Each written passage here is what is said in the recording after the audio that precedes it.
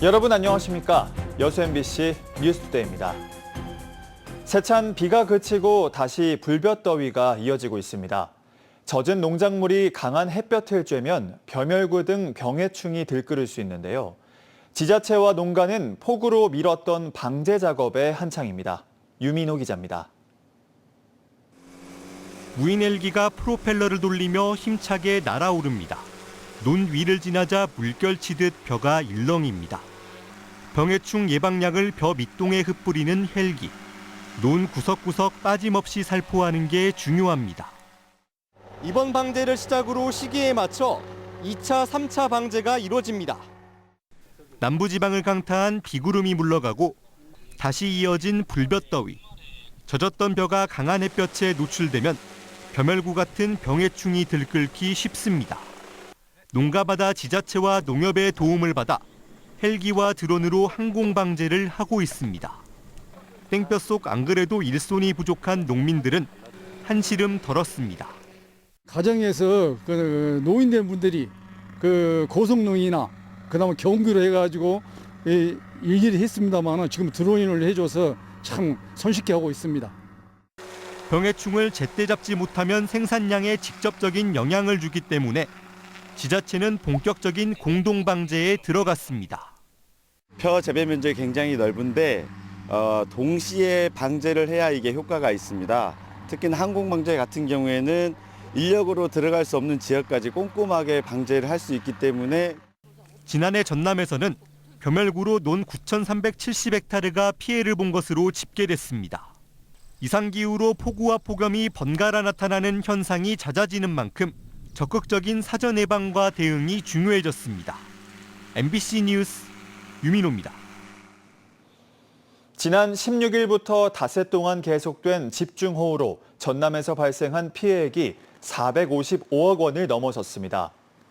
이 기간 전남에서는 주택 612채가 반파되거나 침수됐으며 32개 축사에서 가축 49만 2천 마리가 폐사하고 농경지 7,700여 헥타르가 침수됐습니다. 공공시설 피해도 잇따라 지방 하천과 소하천 등의 제방유실이 236건으로 응급복구 작업이 이뤄지고 있는 가운데 피해 상황 조사는 이달 말까지 계속될 예정입니다. 여수시가 2017년부터 실시한 노후 경유차 조기 폐차 지원 사업으로 기후변화 대응을 위한 미세먼지 저감에 성과를 거두고 있는 것으로 나타났습니다.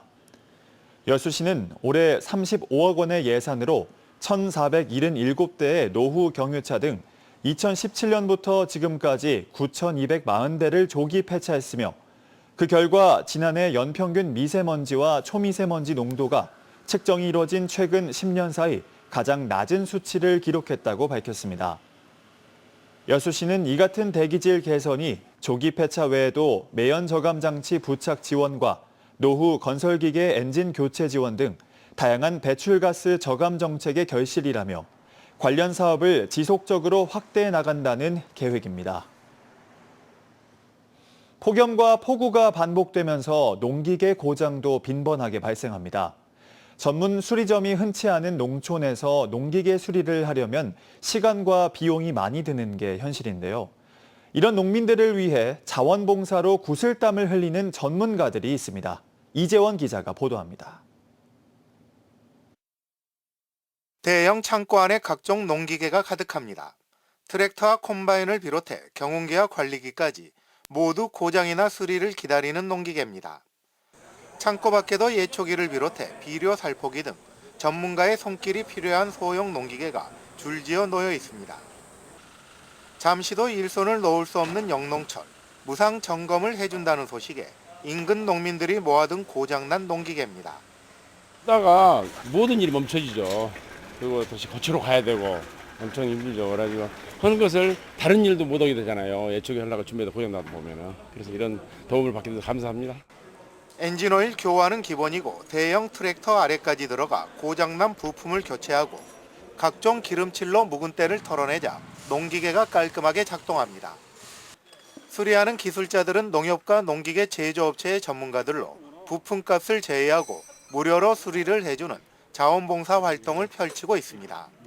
어려운 시기에 다 같이 함께 해서 뭐 짧은 시간에 도움이 준다 하면 저희도 상당히 NH 입사 회원 여러분도 보람이 있는 그런 시간이 되지 않을까 싶습니다. 이렇게 고쳐진 크고 작은 농기계는 모두 100여 대. 고령화로 농기계 도움 없이는 사실상 농사를 짓기 어려워 농협은 1년에 2번씩 찾아가는 수은의 농기계 수리에 나서고 있습니다.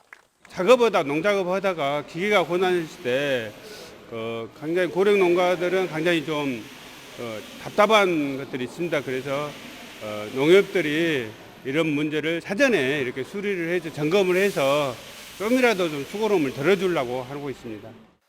장맛비가 잠시 그친 농촌 들녘. 농기계와 씨름하는 자원봉사자들의 땀방울과 함께 풍년의 기운이 연그러가고 있습니다. MBC 뉴스 이재환입니다.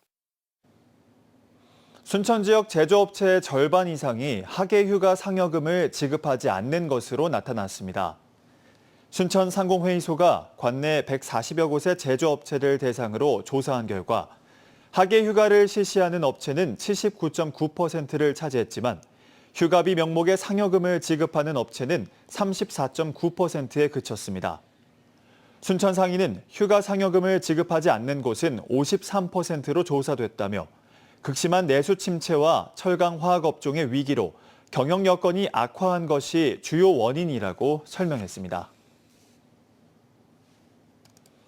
여수 진남관 일원에서 펼쳐지는 2025 여수 국가유산 야행이 이번 주말 다양한 프로그램으로 진행됩니다.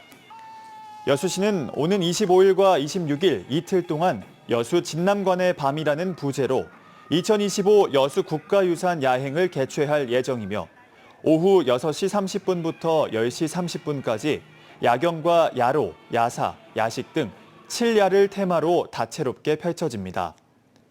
여수시는 이번 야행이 10년에 걸친 해체 보수 공사를 마친 국보 진남관을 중심으로 지난해보다 풍성한 콘텐츠를 준비해 야행의 완성도를 한층 높였다고 강조했습니다. 광양 지역에서 첨예한 찬반 논란을 야기했던 생활임금 조례안이 9년여 만에 의회 문턱을 넘었습니다. 오랜 기간 지역이 요구했던 조례안이었던 만큼 크게 환영하는 분위기 속에서 그동안 반대 입장을 보여왔던 시 집행부 역시 한 발 물러서는 모양새입니다. 김주희 기자입니다. 제339회 광양시의회 임시회 4차 본회의. 지난 회기 상건위에서 결국 부결됐던 생활임금 조례안이 상임위를 거쳐 본회의로 다시 상정돼 최종 수정 의결 통과됐습니다. 광양시 생활임금 조례안에 대해 위원장이 보고한 수정안 대로 의결하고자 합니다. 있습니까? 이 없으므로 수정한 부분은 수정한 대로 나머지 부분은 원안대로 가결되었음을 선포합니다. 첫 발의 이후 9년여 만에 의회 문턱을 넘은 생활임금 조례안은 진보당 백성호 의원이 발의한 조례안입니다. 공공기관에서부터 가장 열악한 쪽에서 근무하고 있는 기관제 근로자들의 임금과 그리고 처우가 좀 더 나아지는 효과가 반드시 저는 있을 것이라 이렇게 생각을 들고 굉장히 보람 있는 조례안이다 이렇게 생각이 듭니다. 광양시 출자 출연기관과 민간 위탁기관의 기간제 근로자들에게 최저임금보다 높은 생활임금을 지급하는 내용을 주요 내용으로 하고 있습니다. 광양시는 그동안 시 근로자들의 형평성 문제 등을 이유로 생활임금 도입에 대해 유보적인 입장을 보여왔습니다. 하지만 이번 조례안이 통과된 상황에서 의회의 결정을 존중하겠다는 입장으로 한 발 물러섰습니다. 이 같은 분위기는 이번 의회 임시회 4차 본회의를 하루 앞두고 열렸던 시정질문 자리에서도 감지됐습니다. 특히 이제 기간제 근로자를 채용하는 부서가 각각 있고 또 읍면동에서도 기간제 채용을 하고 있습니다. 그래서 그 부서와 협의해서 예산 편성하고 얻을 수 있도록 그래서 근로자들의 기본적인 삶의 질이 보장될 수 있도록 시에서도 노력하겠다 이렇게 말씀드리겠습니다. 전국 130여 개 자치단체들이 도입 시행하고 있는 공공부문에 대한 생활임금제. 광양시 공공부문 생활임금 조례안도 결국 의회 문턱까지 무사히 넘으면서 9년여 동안 이어져 오던 지리한 찬반 논란도 일단락되는 분위기입니다. MBC 뉴스 김주입니다. 순천 선월지구 내에 외국계 대형 창고형 할인 매장의 입점이 가시화하고 있습니다. 광양만권 경제자유구역청은 경제자유구역 배후단지로 조성되고 있는 대규모 택지인 선월 하이파크 단지 내 단독주택 분지를 준주거지역으로 변경하는 내용을 담은 개발계획 변경안이 산업통상자원부 경제자유구역 기획단 심의에서 원안 의결됐다고 밝혔습니다.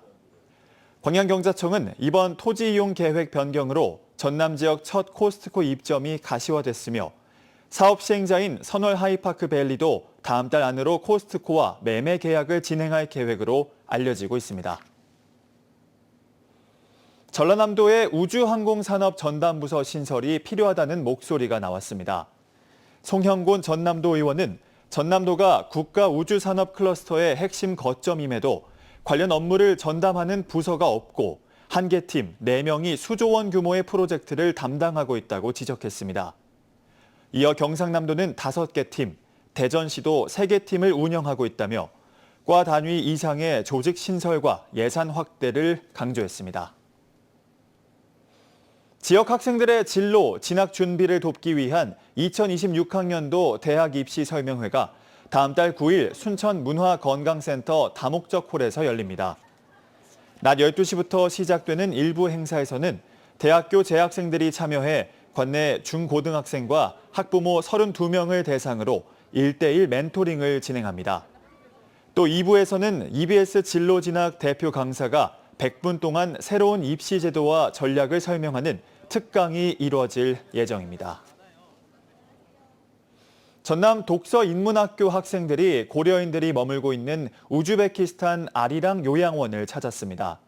고려인 1세대 어르신들은 한민족 해외 이주 역사상 최대의 비극인 1937년 고려인 강제 이주 당시에 생생했던 이야기를 전했는데요. 서일영 기자가 만나봤습니다.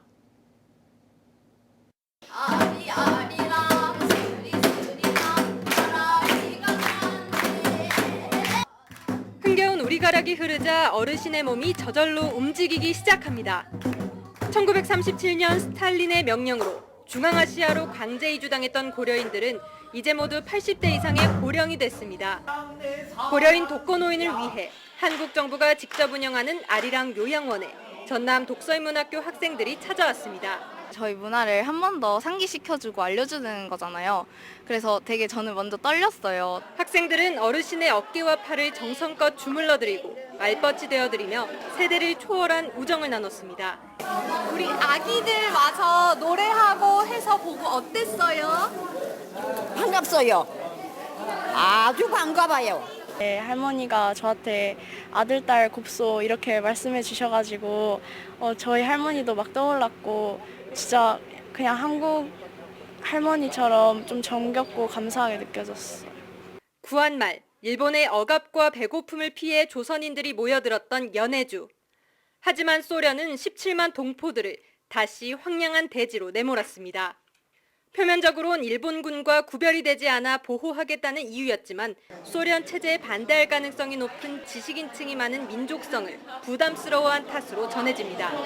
화물칸에 실려 6천여 킬로미터를 이동하는 긴 여정 동안 굶주림과 추위로 3만 명 이상의 동포가 목숨을 잃었습니다.